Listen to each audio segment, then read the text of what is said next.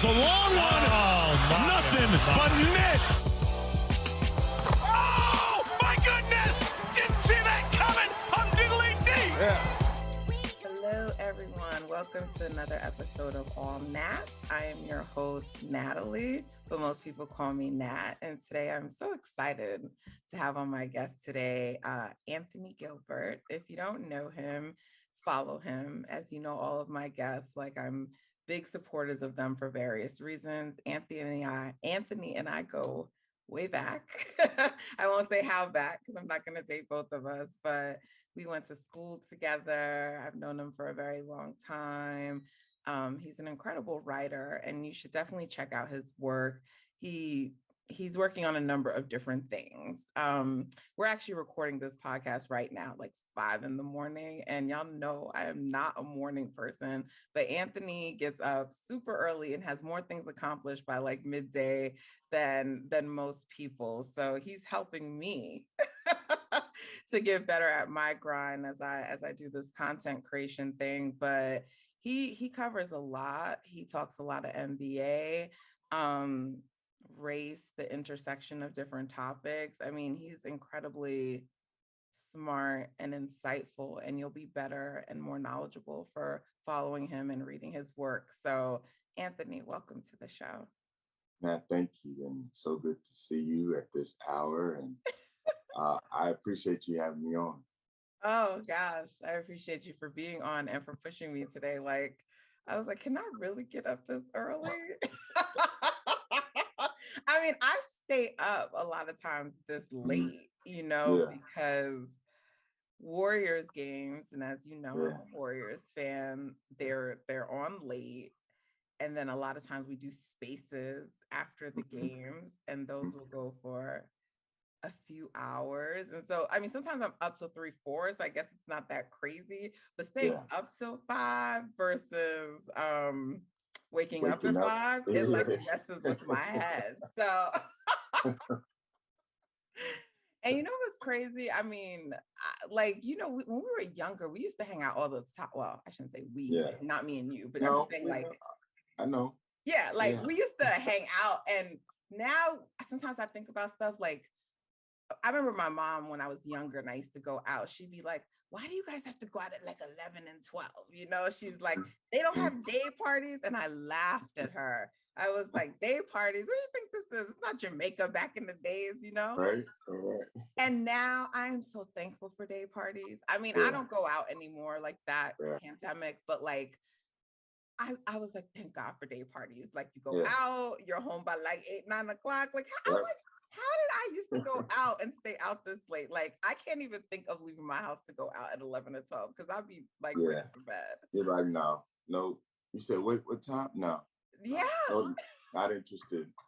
I'm like, how did I become this person? So I would, though, like to kind of get better about getting up early, though. I do think it's a good way to be productive, but right now my body and my sleep patterns are not there. So I aspire to be Anthony. So I wanted Anthony on the show because I like to expose my listeners to different content creators and people who I admire and I like. And, sometimes people look on Twitter, especially if you're part of NBA Twitter, they look for the people who have the biggest followings or the biggest names, but I just look for the people who I find the most interesting, and I definitely think you're one of those people. So I wanted to expose, people to you. Anthony is working on a book, and it's going to have one of our beloved Warriors in it, people, and lots of other people. So stay tuned for that in the future. He'll have, he has a piece coming out later this month. So what's some of the stuff that you've worked on that you could tell my listeners about that they should check out? Yeah, so your listeners probably have seen some of my work over the past 20 years. I've written commercials for Nike and Jordan that have aired. I've written advertisements for Nike and Jordan, Converse. I'm a writer for Slam. Have been with Slam since 2002. Yep. Um, you know, that's one of my calling cards. Did some really cool work at NBA.com, and I like to think that I once upon a time I had a nice little slice of television life. So I used to do a show with Bobito Garcia on ESPN2 called It's the Shoes. So we were kind of doing like sneakers and shoe topics like way before it got popular, just because we love it. You know what I'm saying? So I'm thankful for my opportunities and, looking forward to what these next chapters will look like. I do a lot of work in women's basketball I know. and have for quite some time. So, I'm just glad that women's basketball is starting to get that love and appreciation because that game deserves all the flowers. You know what I'm saying? So, Do you think they can ever get even, close to making some of the money that the men make? yes, and if and when we see it, um, we will be substantially older. In our lifetime, you think it could happen? Um, we're probably looking like maybe another like 35, 40 years from now. So yes, we could. Do we want to wait that long? No, but what happens is like the NBA, I want to say in like 1978, as early as 1978, like it wasn't a very popular game. You know, the people said it was too black. People said that there were too many drugs and it wasn't a great product. And, the NBA finals were tape delayed. Yep. So it wasn't the best thing. It had started in 1947. So the watershed moment is Magic and Bird and David Stern. Yep. And then a couple of years later, you get Michael Jordan. So that's what happened to the NBA. And that is in the last 40 some odd years. So yes, it can happen. It will happen. It just takes time. It's not that the product isn't good. Right. It's just that it takes time. And unfortunately, it's taken way more time. But like the WNBA at 25, going on 26 years old, they've made some serious strides. And to still be in the game and be at an all-time high, I'll take it. I'll take it every time. If you're watching on video, you'll see me like smiling at Anthony like a proud parent, which I think he's a couple of years older than me. So that probably sounds silly, but it's always something when you like went to school with someone, know them from way back, then you see them blossom in the way that they are, and it just makes me proud. I'm happy to know you. I'm proud. I feel the same about you. When I see your spaces, I don't always have opportunities to listen, but like I see it, and I'm like, go ahead, Nat. You know what I'm saying? Do your thing. And like I see you combating the haters. I don't jump in because I know you got it. You know what I'm saying? You do such a good job of just like, no one's paying attention to you. Yesterday was I think it's maybe 2 days ago, Saturday. It was an interesting day on Twitter because, Spaces, I'm curious to get your thoughts on like this whole audio social phenomenon, like where it's going. But someone had a Spaces the other day, and now that Spaces can be recorded, I mean, people were always screen grabbing them anyway.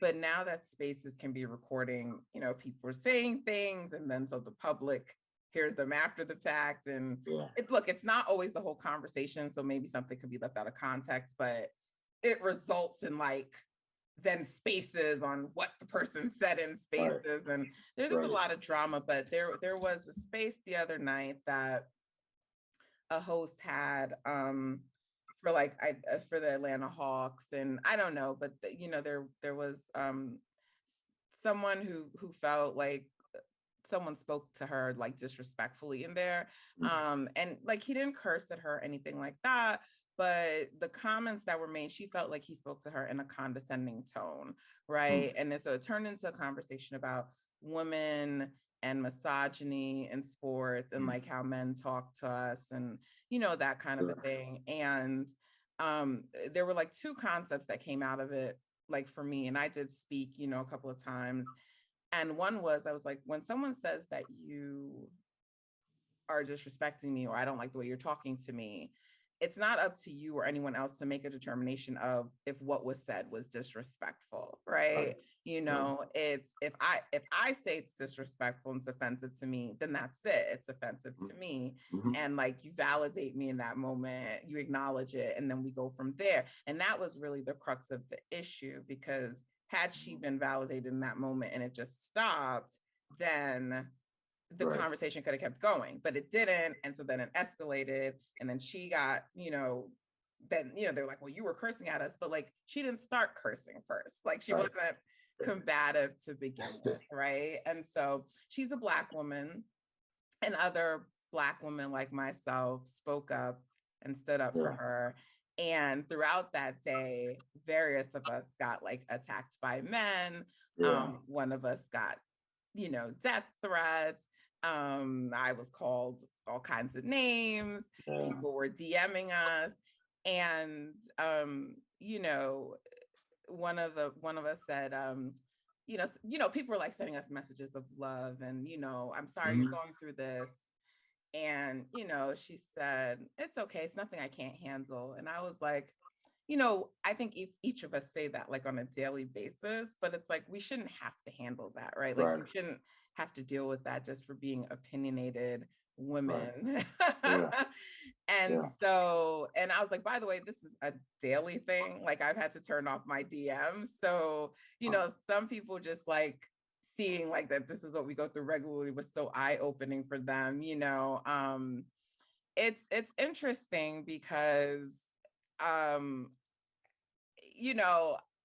whole audio social thing, like I said, I think it's interesting to see where that's going to go. It's interesting to see like how that's going to affect, like, obviously ESPNs and those places, they have large platforms, but you see them now starting to do it. You see them hiring people who are like doing spaces to kind of like keep doing this.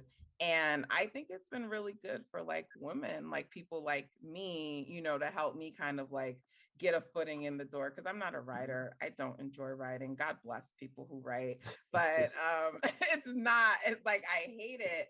And so I think it's good for us, but also in a way it opens us up like to even more, because this is audio, but like, people are just like, I hate your voice. It sucks. It makes me, like it just opens us up to so much more. So it's been great. It's like a gift and a curse. So but I'm curious your thoughts on that, and just like, I know you're an advocate for women already, but like, where do you see our place like in this world as it continues?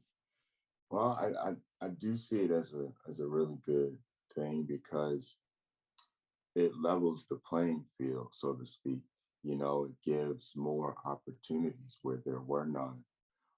So you and others like you can just really get out there and show your knowledge and your fandom and your enthusiasm for these various games and athletes. And for me, that's what it's all about. I have a mentor, and he always told me, like, look, man, like, don't worry about anybody else. Do what you got to do.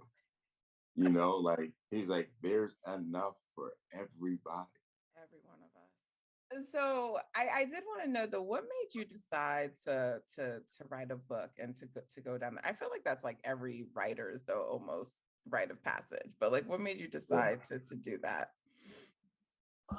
I was just intrigued by like the fact that someone could actually do it. Like I was running to other people and like, yeah, I wrote a book. I wrote several books. I'm just like, wow. So like, it's always been like this dream. And I had started doing it, and I would come back to it, and then like years would go by, and I'm like, "Daggone, I need to get back to that." And quite honestly, it was more so like recently. It's just like, come on, man. Like, if not now, when are you gonna do it? And um, it's more so like making sure there's a legacy. Like this is my stories. These are my words. This is my life, and it's like make for something to remember me by. When I'm not here. So it's just like I got to do it. And Kobe's a big part of the book. Okay.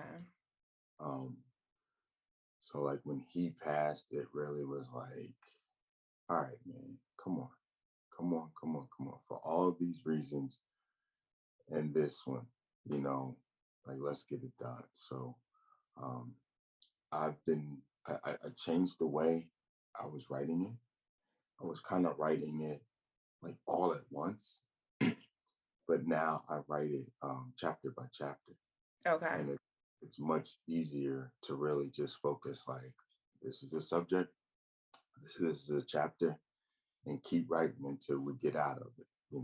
And it's been a much smoother process for me. So I enjoy it. Well, I know I am looking for it when it comes out. So I'm sure you'll be back on the show again.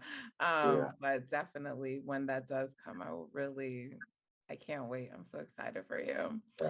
And I was just gonna say Yeah. I'm working on, and hopefully this happens. But I'm working on a very prominent um, sports writer. I want her to write the foreword, and it's going to be very powerful. Yes. So we're getting there. So keep it in prayer. I will definitely do that. I believe in the power of prayer. I also believe in the power of words. And so you speak Yes. into existence what you want to Yes. happen. Yeah, that's been huge for me. So definitely it's gonna happen. And I can't wait. And then I'm gonna be like, oh, I remember when you were on the show and you Yeah. told me Yeah. about this. And now look at this. See, we're just manifesting things. Yes. Yes.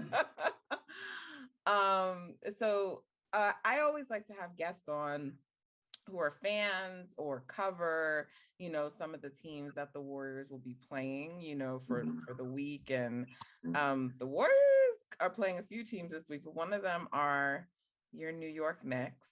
All right. Let's go, New York. Go, New York. Go.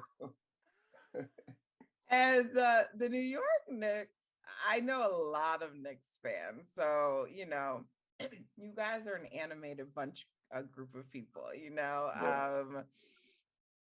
and you would think that the Knicks are like, gonna be like a championship contender. I don't mean this is like a disrespectful way. It's just you guys are so like, well, animation is good. So you guys are animated, but you're you're so into it. And I think that's dope. I mean, I think all fan bases should be like that.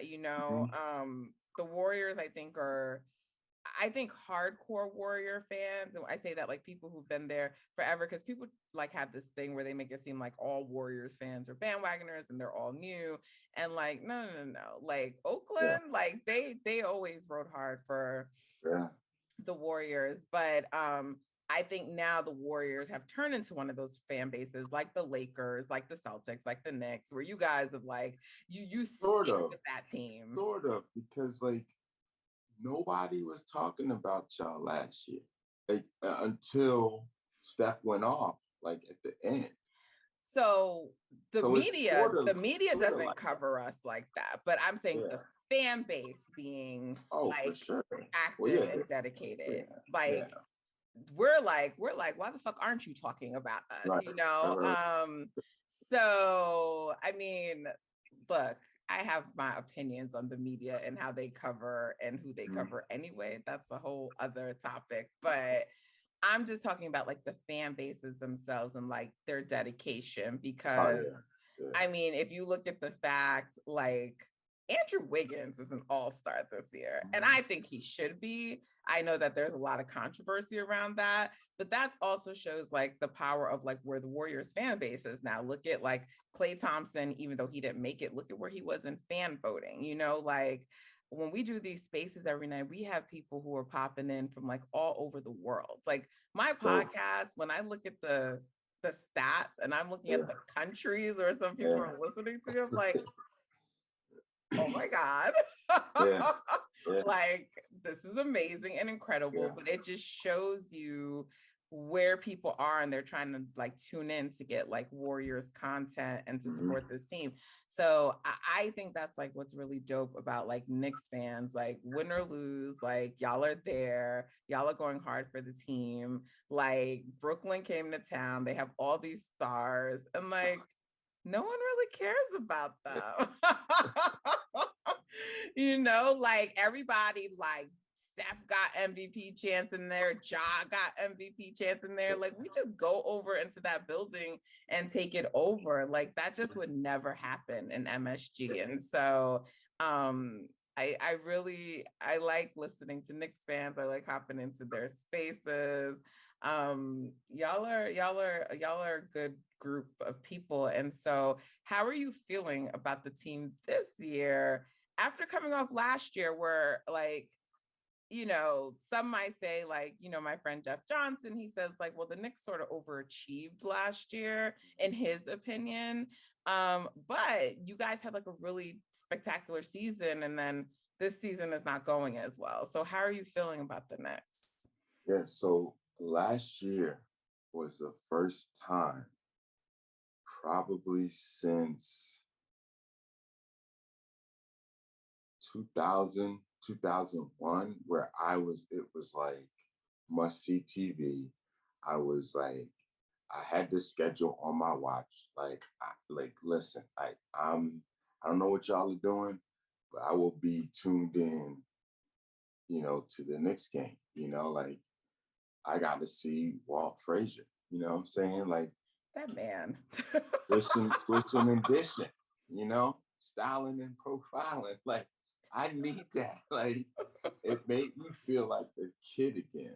Like when I lived in New York and it was like, wow. And then they went to the playoffs. And then I was like, we could beat these Hawks. Like we beat them in the regular season and the bottom fell out. And I try not to get disappointed because I was like, you know what? We weren't really supposed to be there in the first place. But it raised the expectations. You know how it is in New York City, So this year I'm like, okay, like Kemba's back. Like what? Like, yo, let's do this. And then like we started out well, we beat the Celtics. Like it was like, yo, okay, let's go. And now Fournier's playing well. And then like we took a dive. Then we get Cam Reddish, and we're like, yes, yeah. Then he doesn't play. Like, so it's like, it's just frustrating. It's frustrating. Like I got excited again. They fooled me and tricked me and got me all excited because I was like, okay, Knicks Lakers, like this is nostalgia. Like this is history. Like this is championship, So like I'm watching the game. They're actually winning. I'm like, yo, they go to overtime. I turned it off. I said, I can't even do it. I mean, you guys gave up a big lead in that game. Yeah. I was like, I cannot. And it doesn't get easier. Utah, Golden State, like this is a tough road trip. And like, we might go 0-5. And I'm still going to watch. It's just, of course you are, and torture yourself because that's what we do as fans. Yeah, it's just it's difficult. I try to find the little things during the game, so I watch it on MSG. I don't watch any of the national. Like I watch it on MSG. I got to hear Mike Breen. I got to hear Walt Clyde Frazier, and I really love Monica McNutt. And I love the Cadillac trivia. I'm sitting up there like yelling at the TV. Oh, it's John Starks, Willis Reed. Like John Starks is probably my favorite Knick, to be honest. Well, him or Patrick Ewing. Because he's Jamaican, so gotta Big ride up. hard with my people. Yes. Yes. Yeah, nah. So it's like, I love the young guys. I like RJ Barrett, Obi Toppins from Brooklyn. Like, come on. So I'm playing the waiting game. I know that this team should be better this year, but it probably won't happen till next year. Why isn't Cam playing? Because of the coach. Tibbs is like doing what he does and not really giving us a reason. Like, Kemba missed like 20 games. Yes, I remember the Kemba stuff. And then comes back. I didn't realize Cam wasn't playing though. Yeah, it's so weird. Like, we say very smart comments on Twitter, like, "Oh, what's the point of having Cam if he's not going to play?" Like, I haven't said those just because of my place in the media.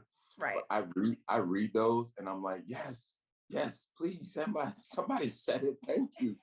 But like, I don't know. I used to work for the Knicks, and I'm a Knicks fan, and I'm a reporter.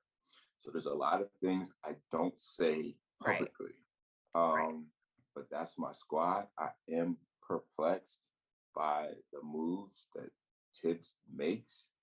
He has his rotation. He has his guys. That's always been his calling card. Chicago, Minnesota, like, if you're not his guy, you're not playing, And it's like, I get that, but the NBA isn't what it was. It's a new game. It's a different league, and you have to be more flexible, and you have to open up that rotation, We'll see. Kemba's back in the starting lineup, but I don't know. Gotta let more people play. Like, look at the Warriors. Look at the Warriors. Like a lot of people play. You got Poole, you got Gary Payton II. You got and these are super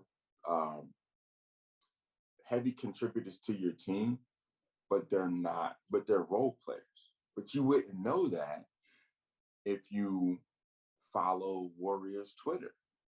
You would be like, yo, these dudes gotta, like, how come Poole's not an all-star? But that's their contribution to the team. It's at a high level because their rotation is beautiful. Well, see, this is an interesting conversation, and I want to take this into two directions. So, okay, first, your comment about like fans, and they're saying things, and like they can say things that you can't. And I'm curious, like personally and individually, as I continue to navigate this space. But I'm curious because sometimes, like, I feel like there's different kinds of like media who cover like NBA, right? And I think there's some who kind of carry themselves like, I'm the journalist, I'm the reporter, I get paid to do this, I am credentialed, and therefore I know more than you. And they just carry themselves in a certain way. Yeah. And then I think there are many who are much more embracing of fans. And I mean, NBA Twitter and the NBA kind of go hands in hand. And like, there's just a lot more avenues now for people who maybe didn't go to school for like journalism, to work their way into covering this sport, right? And I don't know that like all of us are viewed favorably like when we come in by some people. And so there's lots of things I say, and I kind of speak freely right now. I don't know that I'll always be able to do that. But like, because like, I'm just wondering, do you see the fans and the different people speaking and think like, wow, that like some of these these fans, they're really smart. They really have like a good understanding of the game. They, what are your thoughts on like when people like me and others are like we're talking more, we're speaking, and a lot of us are like growing platforms. Like you see a lot of people saying like, I don't even go to like listen to like ESPN anymore after games. Like I'd rather hop into like a spaces, Mm-hmm. and like, talk with other fans. Like, what do you think about that? Yeah, I think it's on one hand, it's just inevitable. Things are always going to change. And our medium has changed. Like we know people who don't watch TV. All they do is watch YouTube, and it's like, wait, what? like, like TV was always a privilege for me, probably for you growing up. Like, oh, I get to watch TV, you know. But yeah, so like things have changed, and I welcome that change, and I want to be a part of that change. The fans make you better, in my opinion. Um, I can learn from fans, and I welcome that opportunity as an authority, quote unquote. Um, I do Anthony's a have blue to. check, y'all. He's a blue check on Twitter, I have to. Thank you. I have to carry myself in a certain way, Yep. and I also have to make sure that I'm on top of it. Like so. I live on League Pass. Like, yes, I'm watching the Knicks game, but I'm also watching these obscure games that I probably wouldn't normally watch, just to see what's going on. And I love what Cleveland is doing. Oh my Uh, God. They just made some especially, they made some power moves yesterday. yes, Yeah. especially bringing Karis LeVert home, to Ohio. That's major. I mean, that team was already going to do well, but now they're Yeah. going to do even better. And they get Rubio and his contract, and unfortunately his injury, um, you know, off the book, so to speak. So it's, I love the spaces, and I love the Twitter aspect, and um, Instagram live aspect, and all these things, because we live in this world where we want more, and we look at it in a way like, well, why not? Like, why not have more people talking about it, more ways to be entertained and informed? And it's just like all the old guard, the newspapers and magazines, the websites, like they're all shaking, like, yo, wait a minute. So it's cool to me, because it shakes everything up, and it does allow for more voices, and fresh faces, and diversity, and at the end of the day, that's who we are as a world. you Yeah. know Diversity for me is the key word that you say, because I mean, I just feel like there are a lot of gatekeepers, and oh mm, we talked about this before. We talked about this a little earlier, and when you mentioned that like the NBA is still relatively, it's newer, right? Like it wasn't always right. popular, it wasn't always like this, and the way it was viewed, it's a Black league. I still look at it as like a Black league. It is. And some people don't like when I say that. I'm just like, listen, NBA is a Black sport, it's a Black league. That's how we look at it. It That's how is. Black people look at it. Y'all need to understand that. And I don't always feel that the coverage is reflective Oh all the no. time Oh, no, no, no, no. of the No, it's players not. who are playing the sport. And It's so not. It's not. um I'm gonna stop go you right there. ahead. I'm Go, sorry. Sorry to go. interrupt. No, But no, it's fine. you touched on something that. So we're Temple Owls. We graduated from Temple University. There you go. Um, there's another. TUMS. I can't That's say that. right. There's another owl named Howard Bryant, and he's a ESPN reporter and an author and super accomplished. And he came up with this theory. There's a formula. There's like a a real formula that excludes Black people unless you're a former athlete. Right. And unless you're a former athlete, you don't matter. And what you just said is quite the contrary to that. But but you're both right.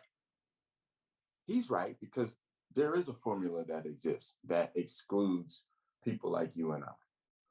But you are also living proof that, like, hey, like I have a voice in this. You know what I'm saying? So like as we continue to move forward, the formula is going to go by the wayside. Hopefully. Now, it hasn't happened yet, but it's coming. It's coming. It's now his formula is white journalist, former athlete. So he's saying, where are the Black journalists? You know, because it's important to have a Black voice and a Black perspective. That's one of the reasons why I love seeing Black women in the locker room. No. Because y'all will ask questions that we can't think of. Thank you. You know, for saying that. It's awesome.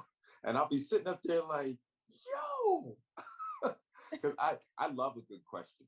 Oh, I love a good question because that's what I try to do each and every time. You know, if I'm out there, I've done my homework. I'm watching the game. I've watched several games. I have great questions. And, you know, women come in there and just blow you away. And you be like, dang.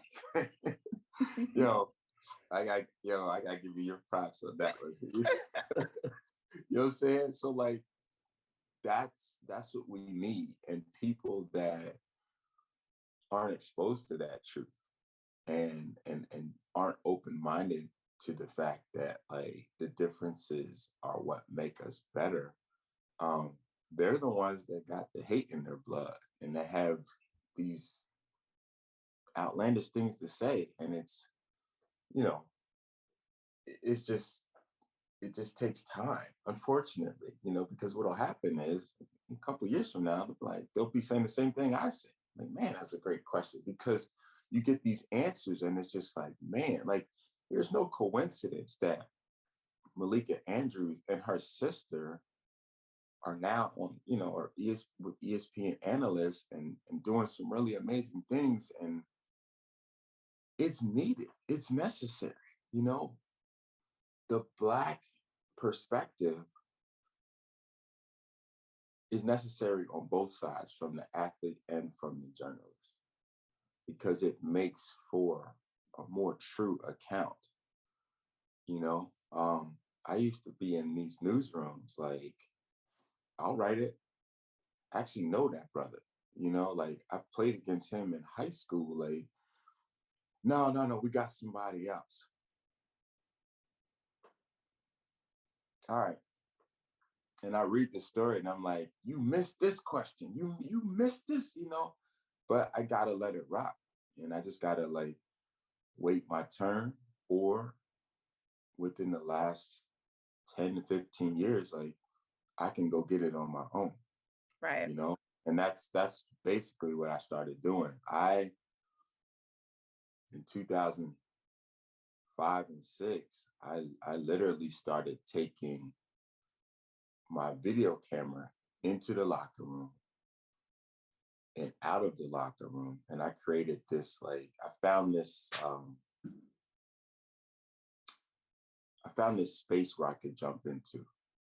And it's in DC.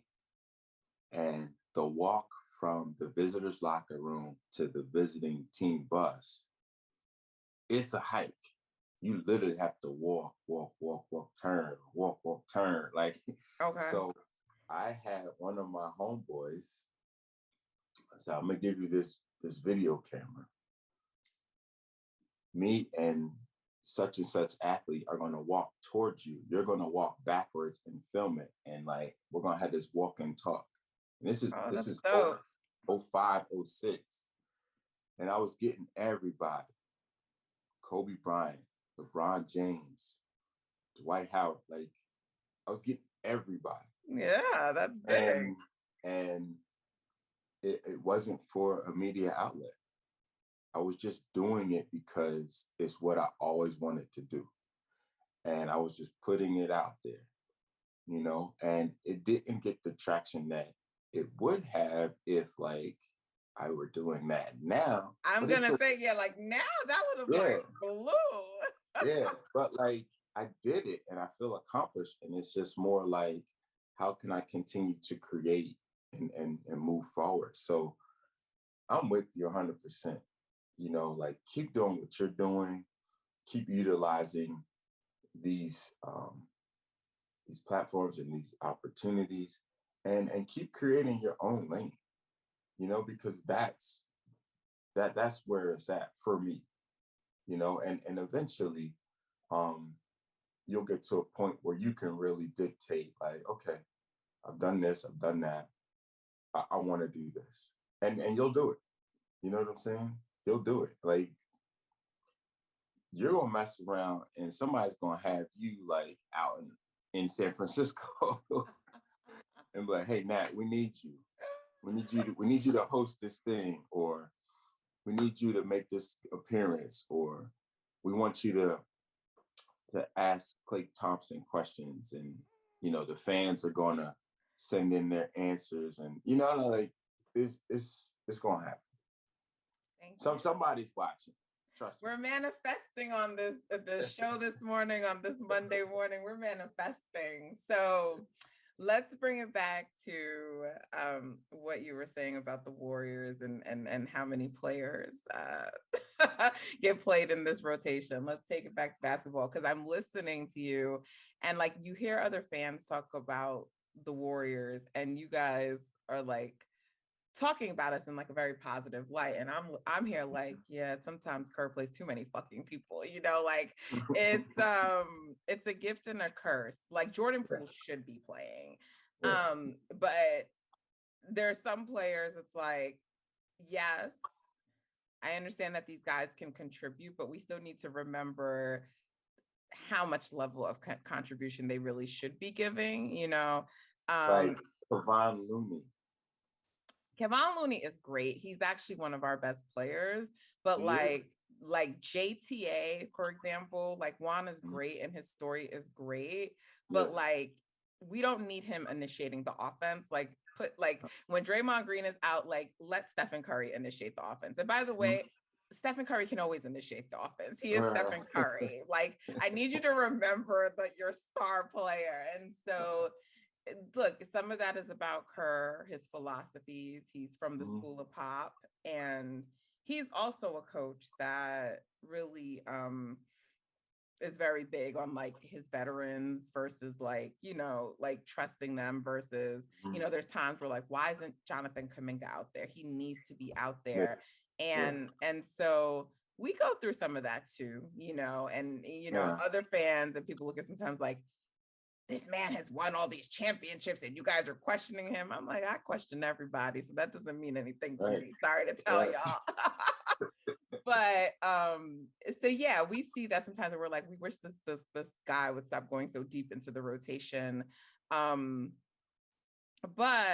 with the Knicks, it's interesting to me because Tibbs seems so rigid when it's not working, right? Like I think with Kerr, what some people will say is you guys are winning, so you shouldn't be complaining. I always look at results and I look at process. I'm never one or the other. I'm not like we're winning, so that means that there's nothing in the process that can be improved. But with the Knicks, you guys are struggling and Tibbs is still kind of like being rigid. So I mean, what do you think that means for the Knicks and then like just long-term his future? Because I mean, there's been changes in the Knicks, like in terms of the management and stuff like that. So I don't know what that means for his tenure. I don't know if this is just like a bad year, but I mean, what do you think as like a fan or what do you think just is, because I know you have a lot more knowledge and stuff than I would, but what are you thinking? I think he's entitled to a bad year. the New York media is going to definitely attack him and the players. It's unfortunate, but like we went to the playoffs last year. It wasn't in the in the outlook at the beginning of last year. Um, I would love to have been able to put another building block on that. We've regressed, but Mitchell Robinson was out last year. No, Nerlens Noel was out a little bit this year. Kemba was supposedly out with like a knee injury. Like, so, we're at the halfway point. We're going to come back home off of this road swing with the losing record. We're currently 24-29. We're going to slip. We're going to be like way far away from the play-in game. So it's going to force some things. Hopefully it forces Tibbs to open up the rotation a little bit more and just say, hey, let's just try to figure it out and get ready for the off season and for next season. But like, I know management is looking at this roster and saying, hey, we can win. So it wouldn't be unlikely if he lost his job. I just think that he shouldn't. I think that he needs to really just maybe take a page out of somebody else's book and say, hey, I need to really get this team on track, because I feel you what you're saying about Kerr, but like when the team wins and when you guys have like waves of players that can come in and play multiple positions, like that builds camaraderie. So like I get it. Like he's building something for the playoffs and then he'll tighten it up later. But right now, he's kind of, right now, I feel like he's kind of letting the players just find their way, which is like a Phil Jackson thing, and just giving them that trust. Like, hey, guys, like, do what we do. We're going to be fine. And, everybody's going to play. And with the Knicks, it's kind of like, I don't know why, but they're still trying to figure it out. And it's frustrating. And in New York, like you don't have the leeway. I think that he should have it. I mean, he was there under Jeff Van Gundy. But it's both sides. He needs to give and really right this ship, and management needs to let him kind of have the rest of this season to figure it out. So if you were a decision maker over there, you think at a minimum, I guess, that Tibbs should at least get another year to, I don't know how long his contract is, but yeah, and that's a very unpopular opinion, but he's not terrible. And last year showed that. He just has to get out of his own way. Like Cam Reddish needs to be playing. But do you trust him to get out of his own way? And I think that's the question. Like, do you think he will change? I don't. I think then why does he deserve another year? By the way, I'm never an advocate for just like people losing their jobs. That's not what I'm saying. But like if we know he needs to change and he probably won't change, then what's really the point of giving him an additional chance? Well, I'm just sick of like the revolving door. Like the Knicks, like most teams, lack consistency in their roster, in their head coach, in their front office. So let's ride the wave. Let's let it play out. Like I'm not saying we're gonna be Mike Tomlin and the Pittsburgh Steelers, but there's something to that. There's something to it, like you can't just keep pulling the plug. You got to start to establish a brand. And that's what good teams have. They have consistency, and it starts at the top down. And, teams like New York, and Brooklyn and Philadelphia. um, Once upon the time, Cleveland and Chicago, like they didn't have that consistency, but Cleveland's definitely gonna have that consistency. Ain't nobody going nowhere now. Chicago, same thing. Like they've added pieces. They have a great coach. Like it's like okay, like we're good, and you'll see that. You know, another revolving door. OKC. You know, like look how many great draft picks they have had, and now they have another coach. But like, hopefully, they can find their footing and establish some sense of normalcy. Because they might not be a great team, but like the organization doesn't suck, and they have great draft picks. You know, so we'll see what happens with them.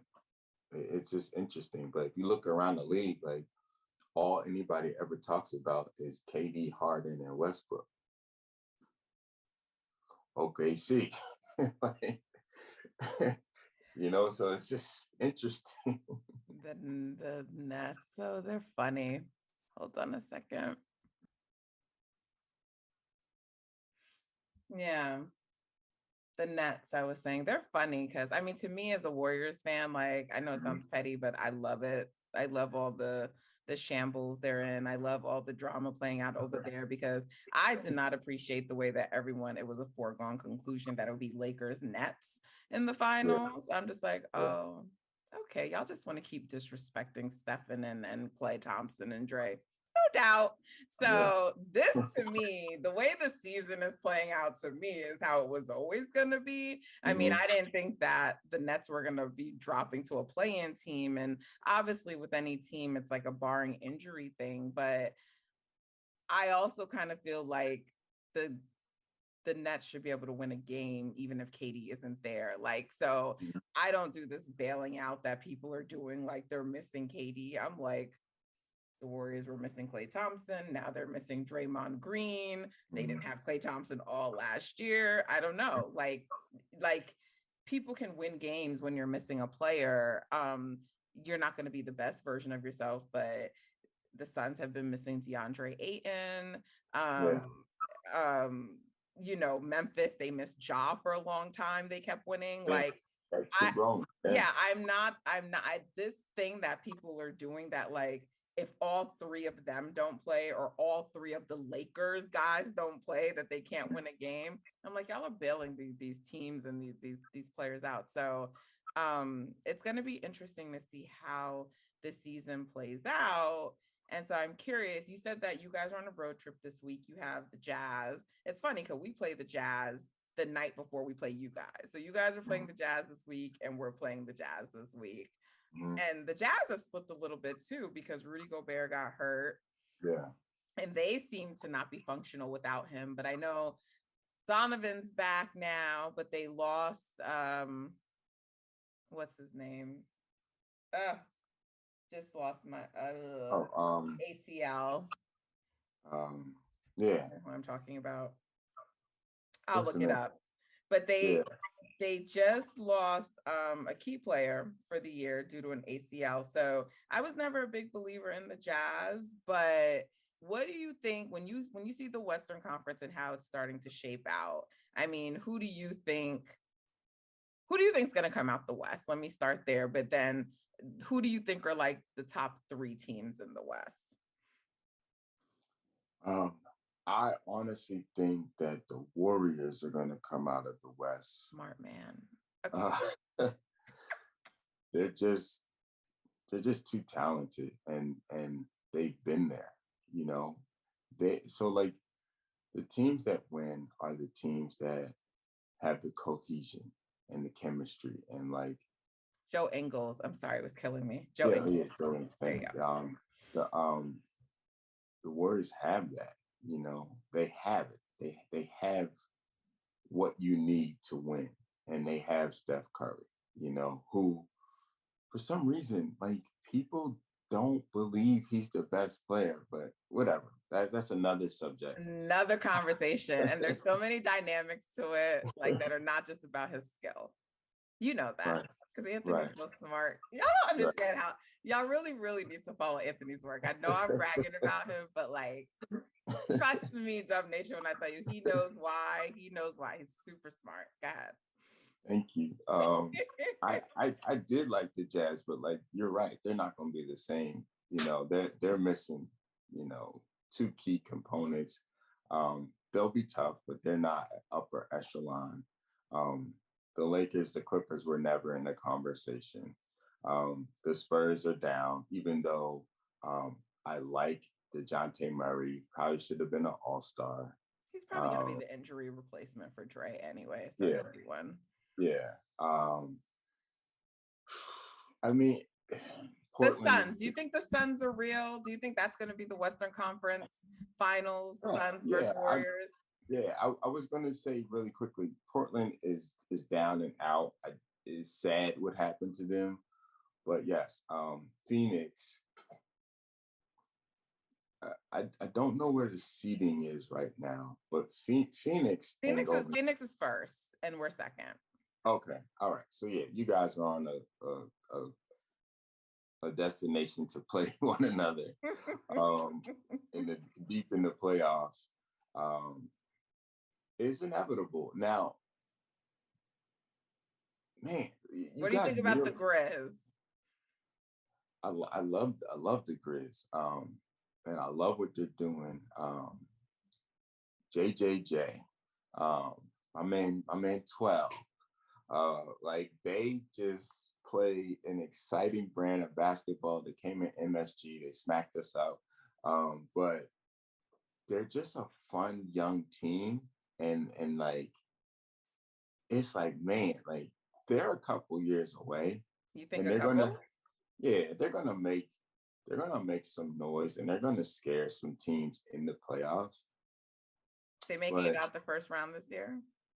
They can make it out the first round for sure, because they'll have a high enough seed, and they'll make it out the first round, and they're gonna have their growing pains. They're gonna probably be first round this year, first round next year, and then they'll get over that hump, which is what happens in the NBA all the time.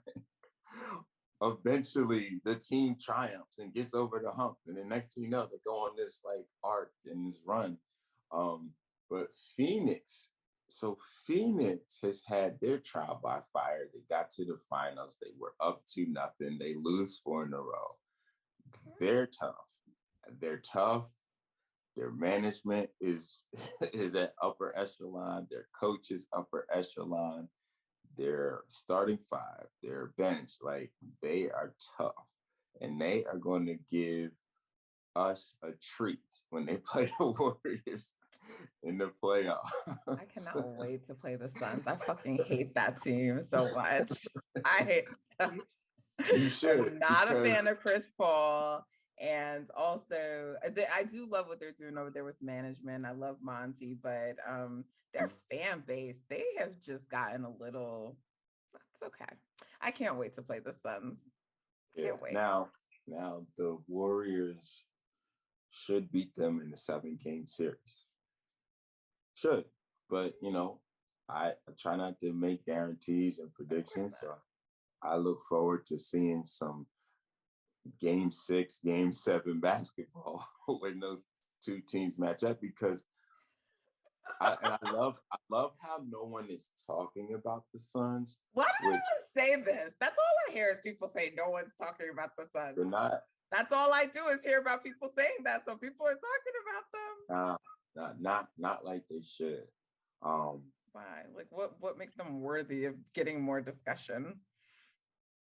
Well, they're the Western Conference champions, and they're headed back to the Western Conference championship. I feel like you got to make people talk about you, right? Like the Warriors, their first year. Well, they're not sexy.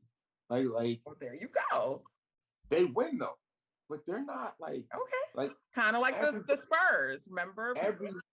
Everybody hates Chris Paul. Like everybody, but like he's a very successful basketball player, but he hasn't won anything, right? Devin Booker, amazing basketball player, hasn't won anything. right? DeAndre Ayton just came back. Ton of potential. He's playing really well. Now, they do have JaVale McGee. No, he was on our team. That's my So, guy. I love JaVale. yeah. And what he's doing over there is like, okay. Like, and see his experience, that trickles down too. Like, hey guys, like, okay, like this is what we need to do.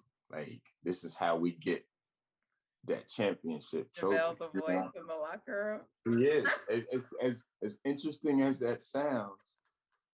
He brings that experience to the table. He's a champion, no doubt. Yeah. So it's he's a champion. Chris Paul is not. Oh no, he's not. He's not. And like everybody, like his peers were chiming in and was like, all right, Chris, come on, 2 more. And they lost 4 in a row. That was just like, that's because one team had the dude and the other team did not. And I'm still a big believer, and you have to have that dude on the team. So absolutely. I don't believe in the Suns, just like I didn't believe in the Jazz. And I can't wait to beat them because their fans talk too much. And I don't like Chris Paul. But quickly tell me about the East, right? First of all, are your Knicks going to even be a play-in team? Are they going to have an opportunity? You don't think so? No. I mean, things are like the media, in the New York media specifically, they're attacking Randall, and he's unable to handle it. And whatever's going on with the rotation, it's just not a good mix, and we're gonna lose some games. We're gonna lose more games than we're gonna win, so we're not gonna be in the conversation. I do like what Philadelphia is doing. Joel Embiid is my MVP for the season. And really, you don't need to see any more of the season. That's it. Nothing can change your mind. I mean, no, I do want to see the rest of the season, but like if we had to vote right now, today, it's Joel Embiid. Okay. Philly's playing very well. I like what Maxey is doing. He's really coming into his own. He's an NBA starting point guard, and it's the fallout from the saga with Ben Simmons, but like it works in Maxey and the Sixers' favor. So it's like, okay, like that's just how it is. You want to do this? I'm not going to comment too much on that, but you want to do that?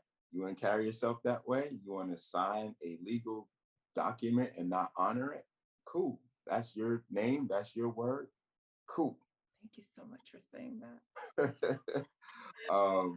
As a lawyer, what Ben is doing like really offends me. It really does. And I get that people love to support the players and people are anti-management, because I am not like the biggest pro-management person, but I just do not think that he has the moral ground here. That's just me.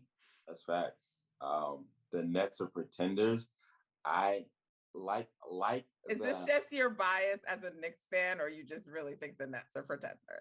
Well, it's both. I was just about to say, okay, like the New York Mets in Queens.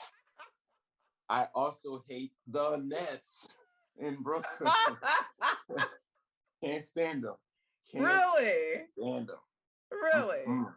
Did you hate them before they came to Brooklyn? No, they weren't on my radar.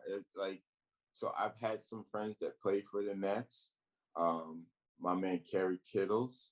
The Nets were just the Nets. Like it is what it is, right? When they were in Long Island, God bless them. Shout out right? to LI. Right? They won a championship. They had Dr. J. Like it's all love. They go to the Meadowlands. They're not on my radar. They moved to Brooklyn. I couldn't like them if I tried. I mean, I think the borough of Brooklyn deserves a team. I just don't like it to be the Nets. I think the Knicks are New York's team. It is. It definitely is. But Brooklyn, New York. Brooklyn is Brooklyn. You know what I'm saying? Like they're like a world within New York. I don't mind them having a team. I just don't like the Nets. I agree. Like, I've lived in Brooklyn half my life. My father's side of the family is from Brooklyn, New York. Like, I love BK, the old BK, because I don't recognize it now. But anyway, um, I just Shout like out to the Nets. gentrification. Yeah, I just like the Nets. The Hawks have slid. Like, it's mind-boggling what they did. I can't even fathom. So who's coming out the East? You think Joel is My taking the Sixers out the East? No, I think Miami's going to win the East. Okay. The Bucks? I see Bucks, Miami. Not the Nets, though. You do not think the No, Nets are coming out no, the no, East? no. I see Bucks, Miami. I see Miami winning it, probably in like 6 games. Um, but the Bucks are tough. You can't sleep on the world champions, but like, No, but I think the Heat are one of the few teams that still give Giannis struggles. yeah, Like defensively, they're the best that's what defensive I said. matchup for him. On the defensive end, nobody wants to see Miami. They're tough. And then they also have found their voice and their rotation. Like, they got their role players, and like, everybody knows what their assignment is, right? And they execute so well. But that's Miami. That's what they do. Like, every Monday, Pat Riley like will come down, and everybody got to step on the scale. Okay, you gotta weigh in. You gotta make sure you didn't go this far this way or this far that way. Like, I didn't even know that they did that. Okay. yeah, Miami's strict. I could believe that with Pat Riley. I also believe they have who I believe is the best coach in the NBA. So yeah, Miami is one of my sneaky picks. Like, there's sneaky sleeper team to me. I'm not mad at that pick. Okay. So, but you're not a believer in the Nets. So do you think Harden finishes the year there, or will he be on the Sixers? Or I don't know. Are the Sixers going to make any moves to help them? Your video went out, Anthony. Oh, I'm sorry. No, that's okay. I think he makes it to the end of the season, but I'm not 100% sure like if he's going to be there next year. Okay.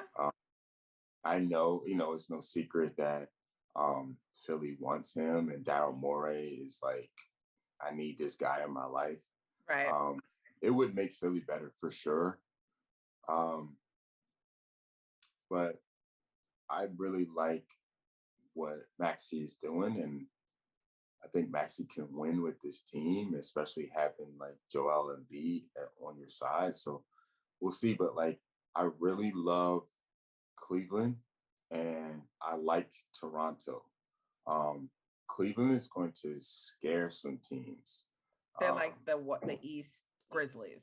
Yeah, right. They're probably gonna make it out the first round, get to the second round, scare some teams. Maybe scare like Milwaukee or somebody like that. So yeah, but I have Miami winning it. So like, you have a Warriors versus Heat finals. Yeah, which would be really entertaining. Okay, I like it.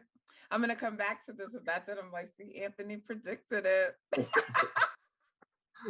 We'll see. Yeah. No, I like those picks though. I'm not mad at them. I'm not mad at them at all. Okay.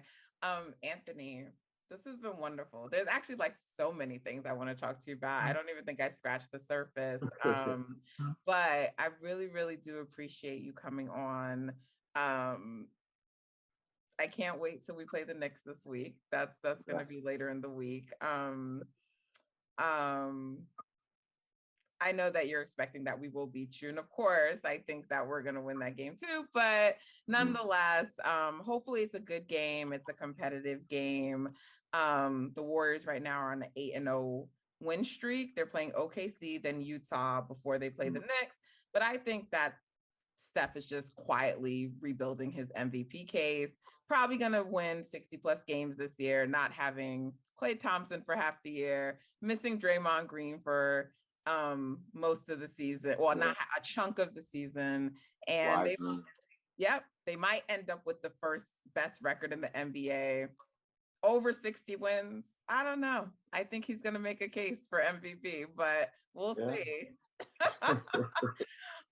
Thank you for coming on. Looking forward to all the work that you will have coming.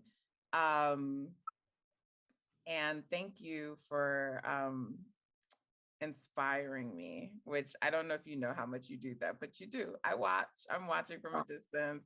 And I'm definitely like, I need to get on my game like Anthony. So thank you.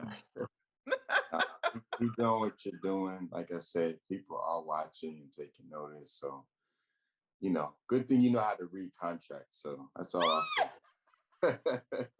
Have a great rest of the day and week. Thank you. And like I said, I can't wait. I know you have something coming later this month, so I'll look out for that. All right. Take care. Take Now. care. Appreciate All it. right. Guys, Bye-bye. until next time, you know what to do. Follow, subscribe, download, leave a review, rate. It's all appreciated. And follow Anthony. You won't regret it. Take care.